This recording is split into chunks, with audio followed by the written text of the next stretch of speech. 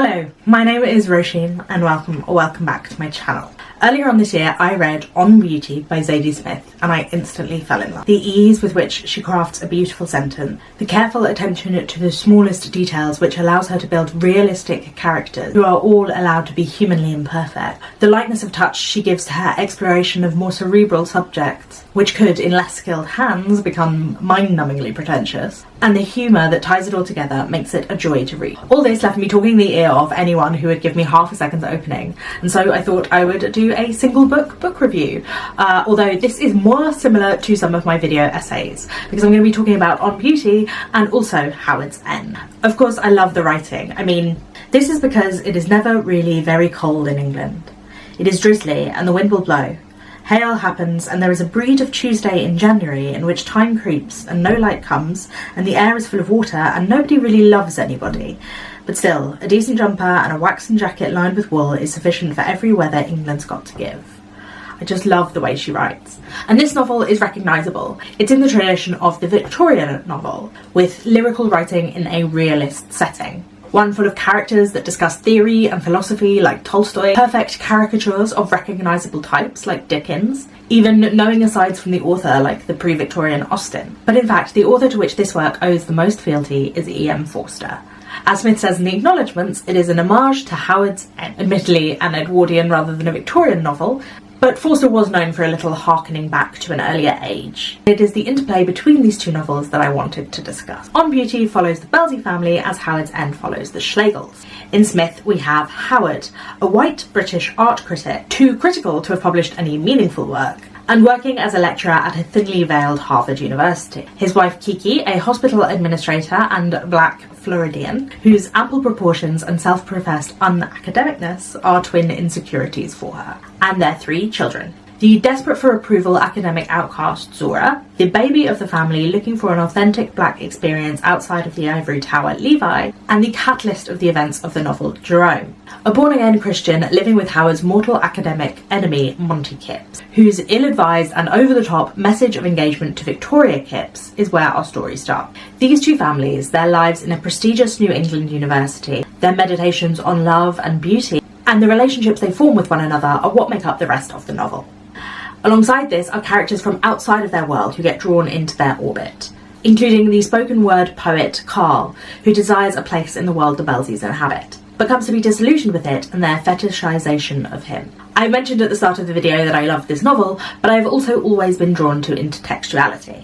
Perhaps this is pretentiousness, the look at me, I'm smart of noticing a reference in a novel, but I think that there is something about the conscious nod to influences, the way that a writer can use all that has come before to expand upon themes, to break open moments in the old work and slip between them, showing the reader a new perspective. It's a bit like the way studying a new work can open new meanings for a reader. My undergraduate dissertation was on the ways in which Ovid uses Virgil in his Metamorphoses to turn it, and the entire literary history up until that time, on its head. And I think for me it is the playfulness that it allows that draws me to this theme. On Beauty is the best example of it that I have read in a very long time. Smith has a self-professed fondness for Forster, and 2 of the essays that she has written about him are available on the Guardian website, and I will leave them linked in the description down below, along with any other sources I used. She said, "E M Forster's A Room with a View was my first intimation of the possibilities of fiction. How wholly one might feel for it and through it, how much good it could do you. I felt it was very good, and the reading of it had done me some good." She admires Forster's model, his characters' lack of clarity and rationality about what they want, as a study of the emotional, erratic and unreasonable aspects of human life. She describes him as an empathetic writer, who reaches out a hand to the reader to allow us to feel that it is all right, to find it hard to have a meaningful relationship with a very difficult world. He is kind to the follies of his characters, and I feel that Smith is kind to hers too. Sympathetic portraits of imperfect people being one of the things that I love about this novel. And the mirroring of characters from Forster is continued throughout. Though slightly slantwise, a daughter becomes a wife becomes a mother, but the reflections are still there. Forster's was Mrs. Wilcox one of those unsatisfactory people who dangle intimacy and then withdraw it, becomes Smith's. Was Carlin Kipps one of those women who promises friendship but never truly delivers it? A friendship flirt. And because we have read half Forster, Smith allows us a moment of dramatic irony, a melancholy note that hangs over parts of the novel, for we know what will happen to the characters we have recognised, although this doesn't always pan out to be true. And for others, she offers the same thing in reverse, a feeling of foreboding in the Forster for those who finished Smith first. Smith also uses Forster as a vehicle for which she can explore the themes she is interested in On Beauty. Both authors cover ideas of what it means to be cosmopolitan and the limits of people who express such beliefs. Liminal class spaces, and for Smith, their interaction with race, and all manner of hypocrisies, as well as the obvious love and marriage and friendship. She also follows his theme of place, of a home and what it can represent, although she shifts it in relation to the plot. In Howard's End belongs to the Wilcoxes and is tied up in their relationships with one another. The home that is important in On Beauty belongs to the Belsies, who are not the analogue of the Wilcoxes but of the Schlegels. And their home and the deterioration or the difficulty of the relationship within it is a core part of the novel. In Howard's End, we begin and end with the house, and it casts its shadow over the rest of the novel. And in a rather large wink to her inspiration, in On Beauty, one of our lead characters is named Howard. We begin and finish the novel with him, and could be said to be tracing his decline. Howard's End. By pitting the Belsies against the Kippses, Smith highlights two different approaches to the world that reflect the two families of Forster, the Schlegels and the Wilcoxes. On the one hand, we have the professed liberal cosmopolitanism of the Belsies and the Schlegels, their focus on the arts and humanities, on what is beautiful and what is just. And on the other, we have the self-righteous and practical Kippses and Wilcoxes, for whom there is objective truth, and who perhaps lack interest in an idea of beauty as an irrelevance. We, the assumed liberal-minded reader of the novel, may feel more of an affinity for the Belsie Schlegels, but neither Forster nor Smith allow us to get off lightly. Howard's End and On Beauty are comic novels, and so everybody must be satirised, even if gently and lovingly so. In a passage on Howard and Kiki, he was bookish, she was not. He was theoretical, she was political. She called a rose. He called it an accumulation of cultural and biological construction circulating around the mutually attracting binary poles of nature artifice. The mocking of academic jargon is so perfect and pointed throughout the novel. Every interaction between the Belsies and the Kippses highlights their differences. When we meet Victoria, to whom our newly Christian, wide-eyed romantic Jerome proposes at the beginning of the novel, we see how much she contrasts with him. Her relentless detachment and practicality come to rub up against the streak of the same we can see in Howard. We see the conflicts of conservative versus liberal, of traditional versus modern, repeated over and over, and it is only in the characters of Kiki and Carleen that a way to sublimate the differences and to step on common ground is discovered. Over the physical representation of this bond, a Haitian painting of a woman, which rebels both against the Belsies' sensibility and the Kippses' practicality.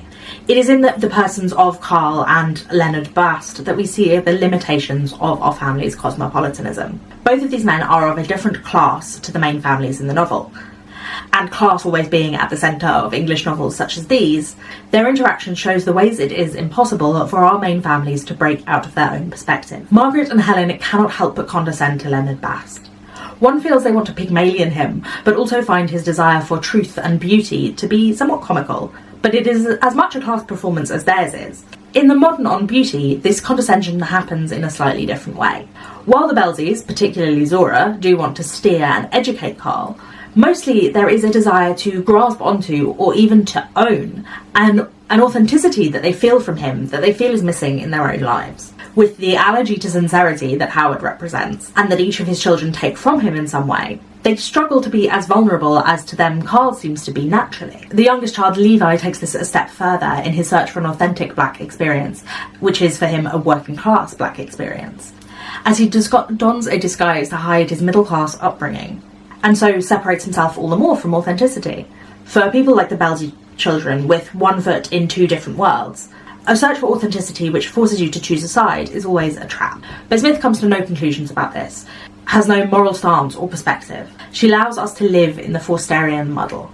The Belsies are a mixed-race family, and by introducing questions of race and how they intersect with the liberal living rooms and ivory towers of our Ivy League world, Smith shines a light on an aspect that is not often commented on in the Forster. The Schlegels too come from a mixed background, half English and half German. And whilst of course this is not the same thing exactly, there is something pointed about this half German family in an English novel in 1910, 4 years before the start of the First World War.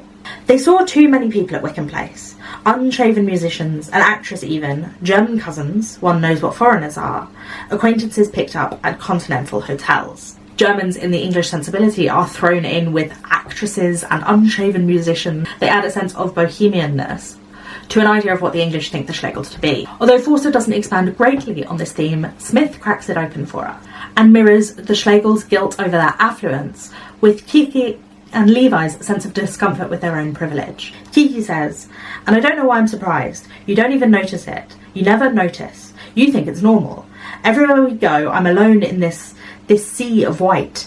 I barely know any black folk anymore, Howie. My whole life is white. I don't see any black folk unless they be cleaning under my feet in the fucking cafe in your fucking college or pushing a fucking hospital bed through a corridor." The liminal spaces of identity and their intersection are places which both Forster and Smith explore in their novels. There is much more to On Beauty than can just be seen through the lens of intertextuality, and I haven't covered all the nuances and references in this review. And I'm sure I missed some of them in my reading as well. On Beauty is such a pleasure to read, probably even if you haven't read Howard's End, but I can't say for certain because I have read Howard's End. But Smith's writing and her characters are just so wonderful. For me, I love the puzzle presented by an homage such as this. The ability to explore what is being said through adaptation. The places where an author has stuck to the original and where they have strayed as well. I love reading pairs of books like this, and I especially loved reading this pair. And I hope you've enjoyed my review of it. Thank you for watching. Please remember to give this video a thumbs up if you did enjoy it, and to subscribe if you aren't already. Let me know your thoughts in the comments down below. I would love to hear what you have to say, even if you haven't read the books. And I will see you again very soon. I put out new videos twice a week. So thank you for watching, and bye bye.